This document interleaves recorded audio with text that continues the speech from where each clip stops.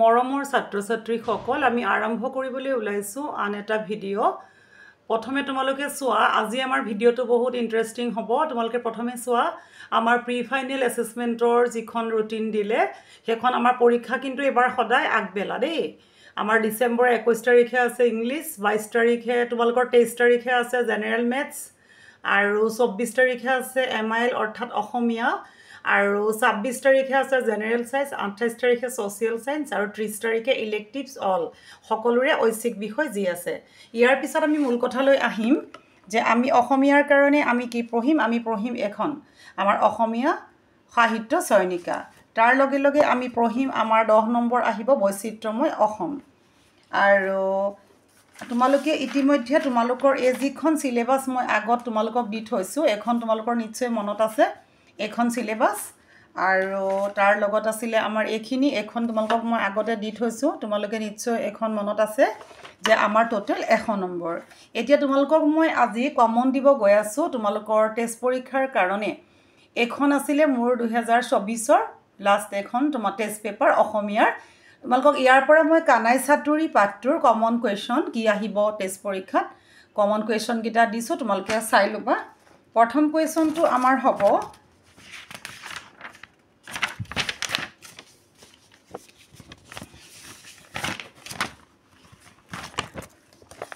আমি প্ৰথম কোৱেশ্চনটোলে হ'ব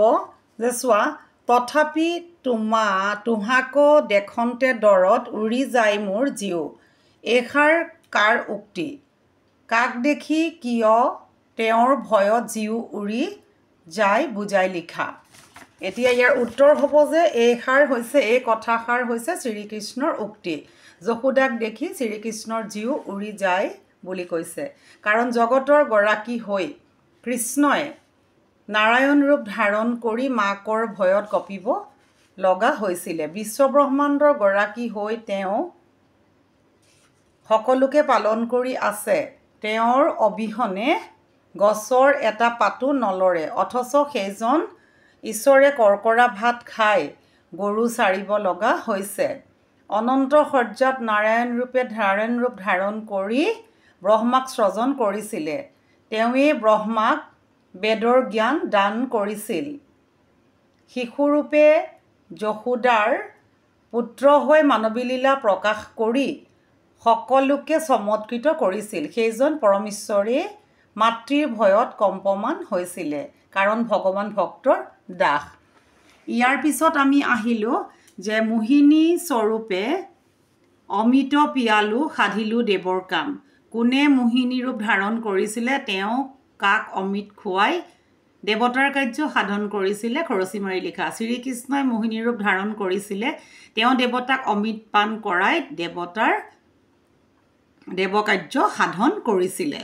এটো এটা ইম্পৰ্টেন্ট প্ৰশ্ন কেনেকৈ কৰিছিল সোৱা যে সাগৰ মন্থনত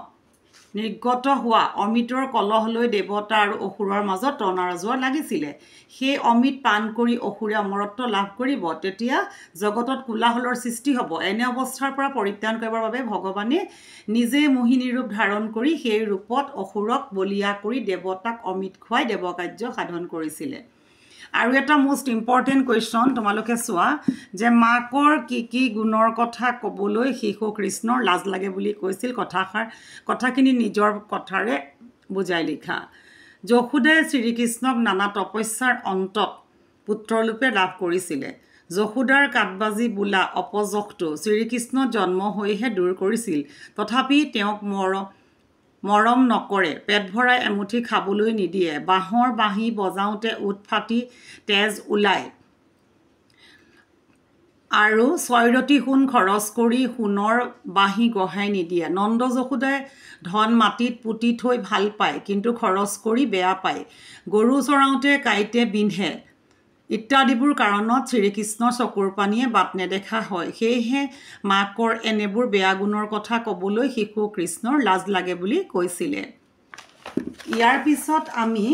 আৰু শেষৰটো আমাৰ দৰকাৰী প্ৰশ্ন আমি এটো যথে ইম্পৰ্টেন্ট প্ৰশ্ন যে এটো সোৱা তোমালোকে যে কৃষ্ণই বিভিন্ন সময়ত কি অৱতাৰ কৰি কেনে কাৰ্য সাধন কৰিছিল পাঠৰ আধাৰত বৰ্ণনা কৰা কৃষ্ণ হ'ল বিষ্ণুৰ এক অৱতাৰ চতুৰ্ভুজ ধাৰণ কৰি দেৱতাসকলক অসুৰৰ হাতৰ পৰা শ্ৰীকৃষ্ণই ৰক্ষা কৰিছিল কৃষ্ণই মোহিনী ৰূপ ধাৰণ কৰি দেৱতাক অমৃতপান কৰাইছিলে কপিল ৰূপ ধাৰণ কৰি মাতৃ দেৱাহুতিক জ্ঞানদান কৰিছিলে বামন ৰূপে তেওঁ বলিক চলনা কৰিছিল তেওঁৱে অনন্ত সজ্জাত থাকি নাৰায়ণে নিজৰ নাভিৰ পৰা ব্ৰহ্মাক সৃজন কৰিছিলে এই শ্ৰীকৃষ্ণ অৱতাৰ বৰ্ণনা কৰা হৈছে ইয়াৰ পিছৰ প্ৰশ্নটো হ'ব অতি ইম্পৰ্টেণ্ট কাঠবাজি বুলি জগতে হাসয় দেখিলো সুমৰে হৰি মই আশিটোৰ ঘৰে পুত্ৰ ভৈলো সিটো দুখ দূৰ কৰি মাতৃ যশোদায়ে মৰম নকৰে বুলি শ্ৰীকৃষ্ণই আক্ষেপ কৰি উক্ত কথাষাৰ কৈছিলে যশোদা সন্তানহীনা আছিল কিন্তু তেওঁ আছিল ঈশ্বৰৰ একান্ত ভক্ত মনে প্ৰাণে ঈশ্বৰ চিন্তাত নিমগ্ন থকাৰ বাবে ভগৱন্ত প্ৰসন্ন হৈছিল যদিও প্ৰকৃত শ্ৰীকৃষ্ণ জন্ম লাভ কৰিছিল দৈৱকীৰ গৰ্ভত তথাপি যশোদাই লালন পালন কৰি তেওঁক ডাঙৰ দীঘল কৰিছিলে যশোদাৰ কাঠবাজি বুলি মানুহে ঠাট্টা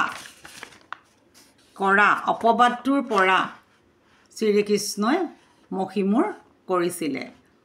যিহেতু যশোদা আছিলে পৰম বিষ্ণু ভক্ত সেয়ে বিষ্ণুৱে ভক্তৰ মনোবাঞ্ছা পূৰণ কৰি পুত্ৰৰূপে তেওঁৰ ঘৰত প্ৰৱেশ কৰিছিলে কাৰণ ভক্তই মনোকষ্ট পোৱাটো ভগৱন্ত পুৰুষে কেতিয়াও নিবিচাৰে যশোদা পৰম সৌভাগ্যৱতী নাৰী যাৰ মনোবাঞ্ছা ভগৱন্তই স্বইচ্ছাৰে পূৰণ কৰিছে সাধাৰণ শিশুৰ দৰে শ্ৰীকৃষ্ণ ঠেহ পাতি মাকৰ সকলো কথা সোঁৱৰাই দিছিল কাৰণ তেওঁ পুত্ৰৰূপে জন্ম লৈ কাঠবাজি গুণ আঁতৰ কৰি যশোদাৰ মান সন্মান অটুট ৰাখিছিলে আটাইতকৈ শেষৰ ইম্পৰ্টেণ্ট প্ৰশ্নটো হ'ল মোহিনী স্বৰূপে অমিত পিয়ালো সাধিলো দেৱৰ কাম তোমাৰ ঘৰে আহি বৰ যশ পাইলো লৈলো দধিচুৰ নাম উক্ত কথাষাৰ বক্তা শ্ৰীকৃষ্ণ তেওঁ মাকৰ ওচৰত অভিযোগ কৰি নিজৰ মহিমাৰ কথা প্ৰকাশ কৰিছে যাতে তেওঁ মাকে বেছিকৈ মৰম কৰে কিয়নো যশোদাই তেওঁক আদৰ নকৰোঁ বুলি মনতে মাকৰ ওপৰত সন্দেহ কৰি থাকে কৃষ্ণ হৈছে ভগৱান বিষ্ণুৰ এটা অৱতাৰ ভগৱানে যুগে যুগে বিভিন্ন ৰূপ ধাৰণ কৰি ভক্তসকলক ৰক্ষা কৰি আহিছে তেনে এক ৰূপ হ'ল মোহিনী ৰূপ ধাৰণ কৰি শ্ৰীকৃষ্ণই দেৱতাক